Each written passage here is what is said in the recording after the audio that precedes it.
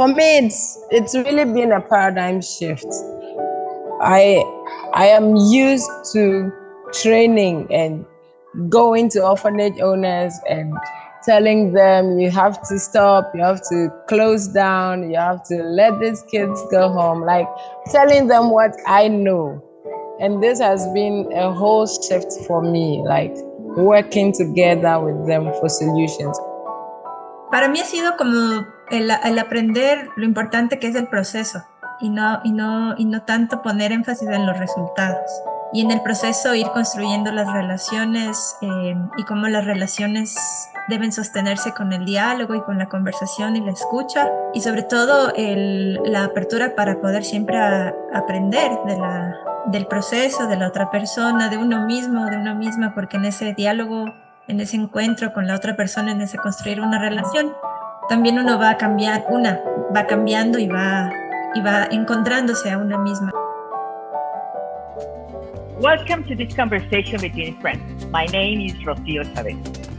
I have been a Taos member of more than 25 years. I live in Yucatan, Mexico, where I run Kanankil Institute. Its meaning in Mayan culture is intimate conversation. From its very beginning, we start working under the umbrella of postmodern ideas, social constructionism, and collaborative dialectical practices. We have created postgraduate programs, spaces for public conversations, and open multiple spaces for dialogue with NGOs, government, and community.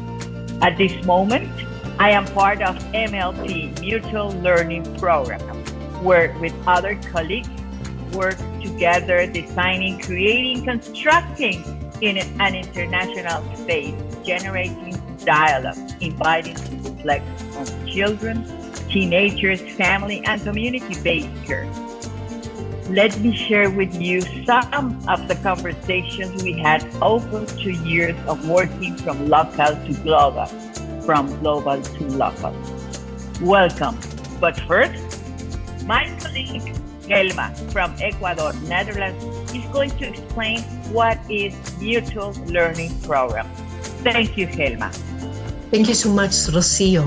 As Rocio said, my name is Helma Van Der Hoeven, and I'm part of a group of international organizations that works with children and families that live in difficult circumstances like poverty, violence, and abuse.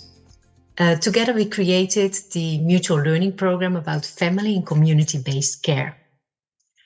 Did you know that the International Convention on the Rights of the Child states that for the full and harmonious development, a child should grow up in a family environment, in an atmosphere of happiness, love, and understanding?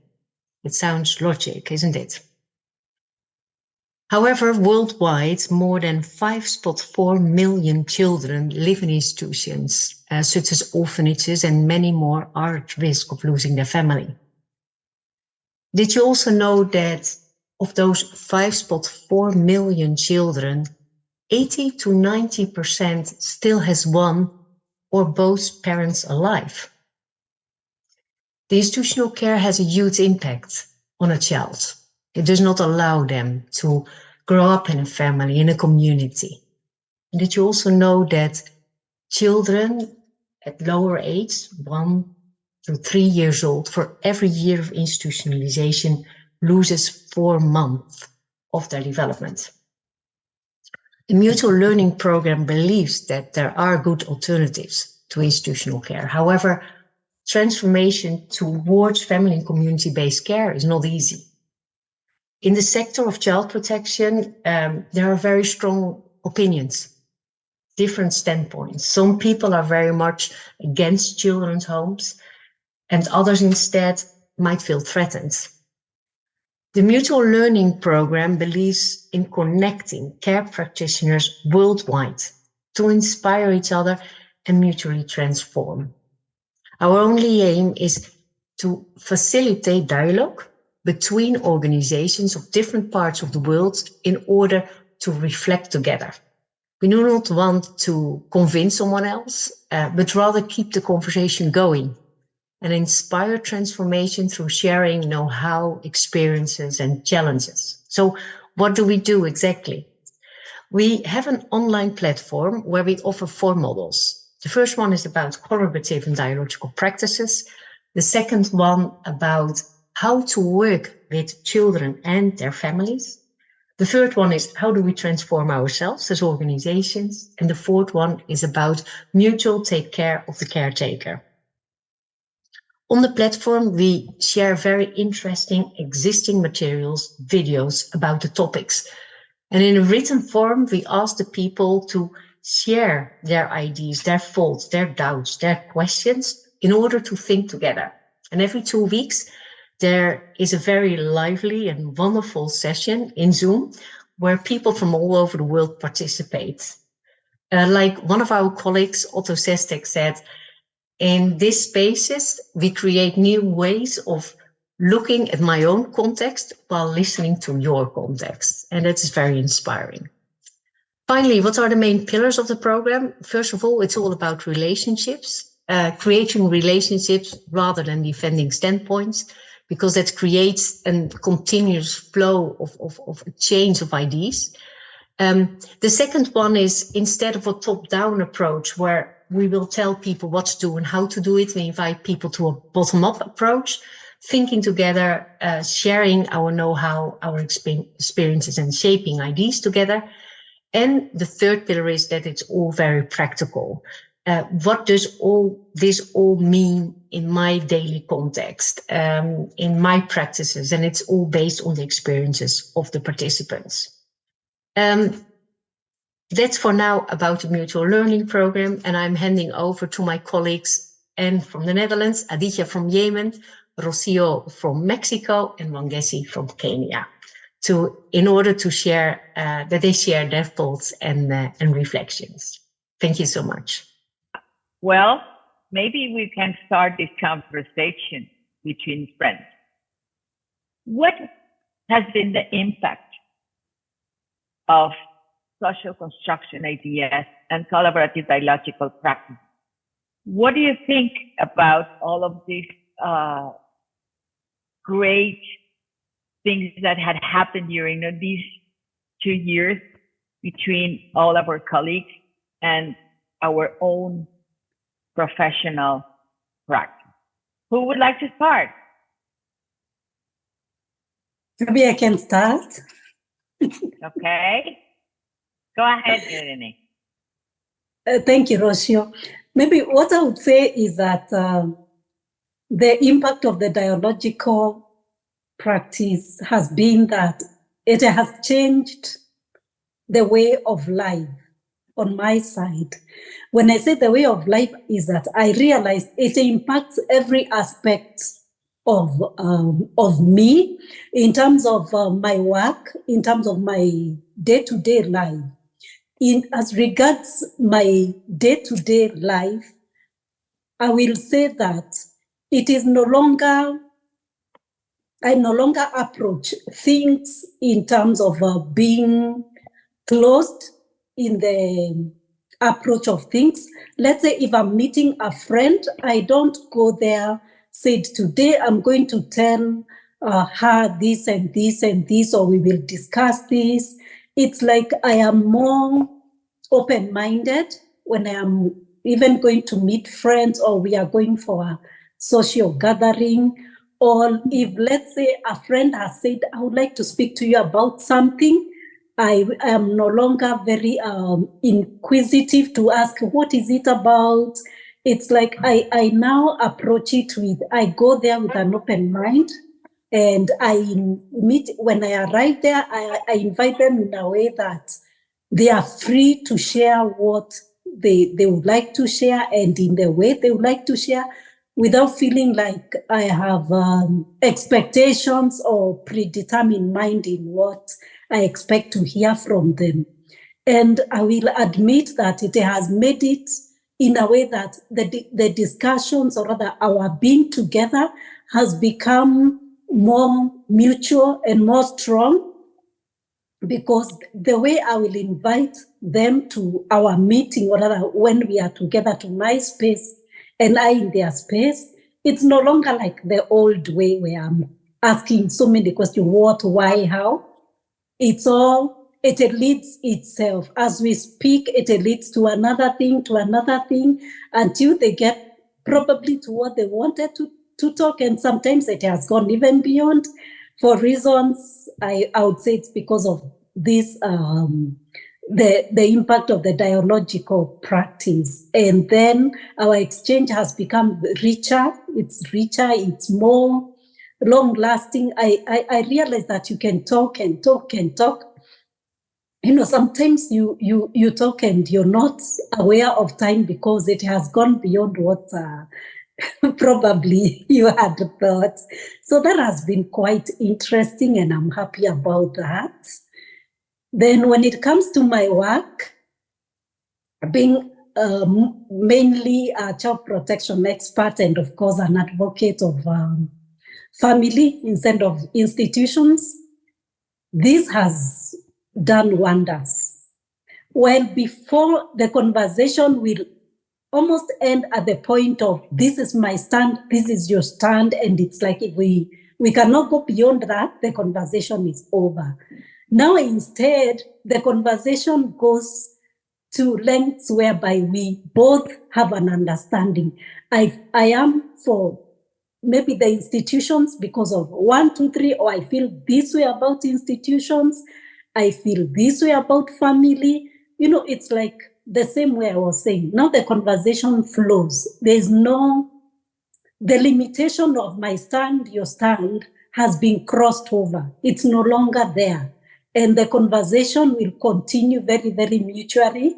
And at the end of it, even if we don't agree, how do I put it? We respect each other's point of view. It's like we don't argue about it. There's an understanding. And tomorrow we'll meet and talk about other things or still about it, but in a different perspective. And every time, sometimes I realize after the conversation, someone after they go home, you finish the meeting and they give you a call and they're like, I've been thinking about this, about the way you said that children in the institutions miss family. I didn't think about that before, but now that you mentioned it and I looked at the children, I am seeing that coming up, because you will ask the child and they will ask you, when will my mom come, or when will my auntie come, or when will a relative come? It's like they want that connection or they are looking forward to it. But I never thought about it like they are missing their family or they need their family. So it has really opened the dialogues to lengths and ways that I had never imagined were possible. Always bringing possibilities and greater and better ways of finding our way towards a common goal. This is what I would say for now. Thank you. Thank you, Irene. Welcome. My experience with the collaborative dialogical practices is, I would mention personal experiences and also professional ones. Starting with the professional experience, before being part of the MLP, I am a person who has a long experience in terms of education and professional work, and I used to face the difficulty when I would sign a contract or when I would do a new project, that people would look up at me and say, "Okay, we need solutions. And that used to put a lot of pressure on me, and because I didn't know how to react. Because if I say I don't know, then you're not the expert anymore. And that's why we hired you. But at the same time, I really don't know the answers, and I am there to learn more about it. So after, being part of the MLP, it was really a liberating experience for me, because it taught me that it's okay not to know. And it's actually the right stance to start in any, project, or that you don't know much. And with this stance, then there are more possibilities than coming already with knowing the solutions, which would limit the possibilities. So for me, this was a very one of the highlights of learning from this program. The other point I would say is the also that's a personal one as well, which is I am a character of a very quick and high achiever. And I learned from the program that achievement is not in achieving results, but in the process, in building the relationships, in working on those relationships. And that is already the work being done, because I would sometimes say, oh, okay, I need to do this. And if by the end of this dialogue, I need this and that, and sometimes it does not happen like that. We need time to build the relationship, and having the relationship strong with our clients or with the people we work with. Establishing a relationship is already an achievement, and keeping the dialogue is already an achievement, and solutions then come that way. So I think the component of time, I used to struggle with it. So now I'm learning to slow down and give the process its time, so we can get somewhere, so transformation can happen. So I really feel with it's short time for being in this program, but I've learned a lot. So yeah, I'm fortunate to be part of this program where I feel I'm home. Thank you. Oh. Thank you. How about you, Anne? Your wonderful points. I really like listening to you. Yeah. I think my biggest takeaway or change I gained during my time with mutual learning is that I became more human. That I really got more and more in contact with my human self. So where in the past, maybe sometimes I could consider myself being at work, being a professional, being an expert, and being off duty, just being a human being that is not supposed to know everything and can just figure life out. I learned that during work, during professional relationships, it's not necessary to pick up another role than just being yourself. And that on the one hand changed how I looked at myself during those moments, but it also changed how I'm looking at the people who I'm working with. They are also just human beings. And for me, that really made that, this pressure of expertise, it just fell away. And thereby I am more able to really connect with the people who I'm working with. And I feel very grateful for that. That's a really amazing experience. I think the people who work with mutual learning are very special, but I also believe that because the way how we work, I can see this beauty in those people. And I believe that everyone has this beauty, but just because we work together in this way, we can see it in each other. I think I learned better skills how to listen to others. So where maybe in the past very often I could already think about, okay, what do I want to respond? What do I want to say? I now learned myself, just sit down, relax and listen. Just listen, be curious.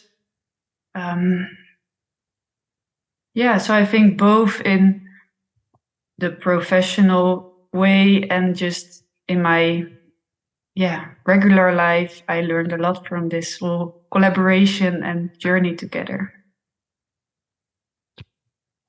So I was just thinking that in the umbrella that we had been working, the postmodern ideas, the social constructionism, and the collaborative dialogical practice, I think that we all together had been created a space to have this possibility, and I was just very touched by what the three of you have said.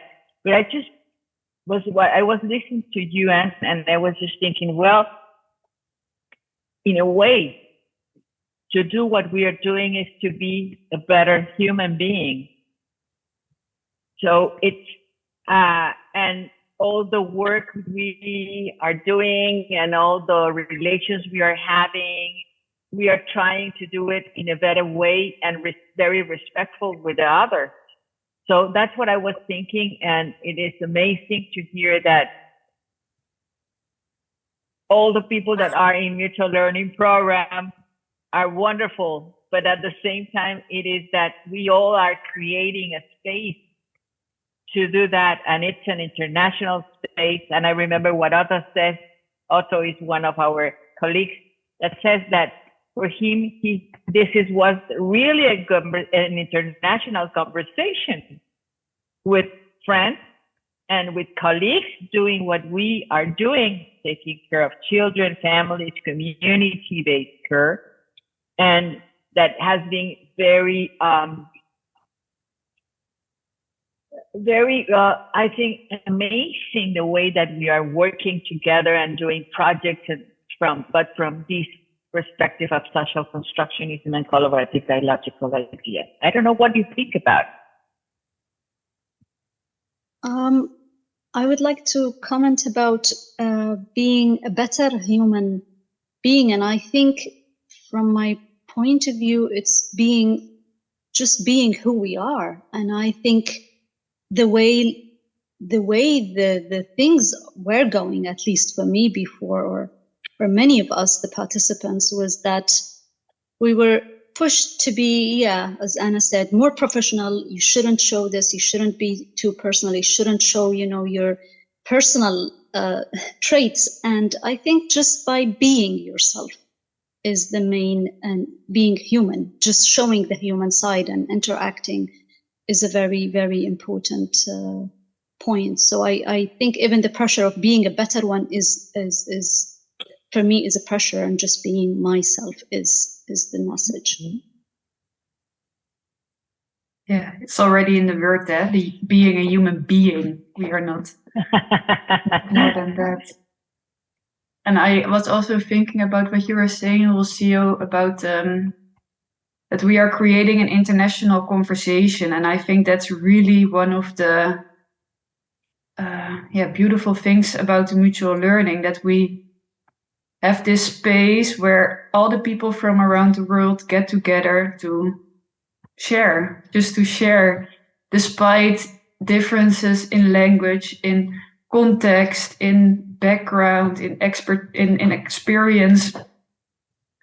We just share our the experiences, our thoughts, our ideas, and everyone can pick things out which are relevant for his or her own situation. And that way we are really constructing new things, new realities, new ideas. And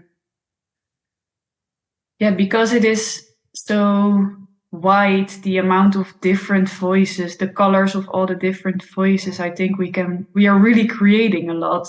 It's not that we are having conversations with the same voices, but no, it's so diverse, and that's, for me, that's really enriching. Yep. Just to add on what the others have said, what I'm also remembering is that it is very interesting how we have become we feel so close to each other. We've never met, but because of the nature of the mutual learning program, it naturally, going back to the human part, it naturally brings out the human part of us, which is core in every relationship or in every aspect of our being. Because I will admit too that with this learning, it has brought out the importance of the human connections as a center of resolving the issues, irrespective of how complex they are. In fact, from this, I have come to realize there is no problem that is too complex to handle when there is that dialogical communication, dialogical approach to the situation. Because When I approached it the other way, I would find some issues too complex to handle, and it's like I shut down. I can't handle this, and it's done. But now with this, the learning of this human connection, I have seen that it's not just about the issue that I am helping in or trying to resolve. It's about the connection with the person or the people going through this issue or this problem that I am here to solve. So it's really not about me solving the problem. It's not about me having solutions. It has now become like, how do we find solutions? So we are journeying with, we are thinking together, we are talking together, we are finding solutions together, and it's so beautiful, it's magical, for lack of a word for it. Thank you.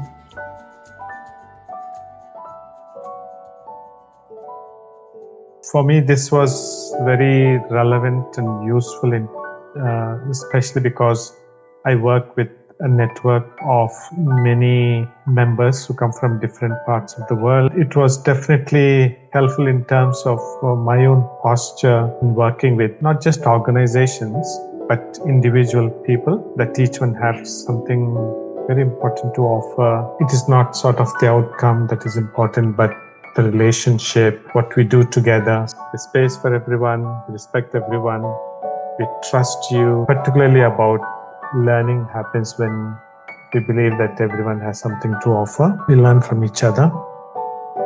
No solamente fue un diálogo con sus palabras, sino con sus actitudes y con sus acciones. Son personas que les agradezco mucho el poder mirar esta sensación de apertura y de realmente estar aquí con nosotros, y esta actitud de involucramiento y de realmente integrar a las personas. La forma en la que fuimos llevando los diálogos, la apertura y la participación de todas y todos, creo que fue lo que le dio sentido a toda la experiencia.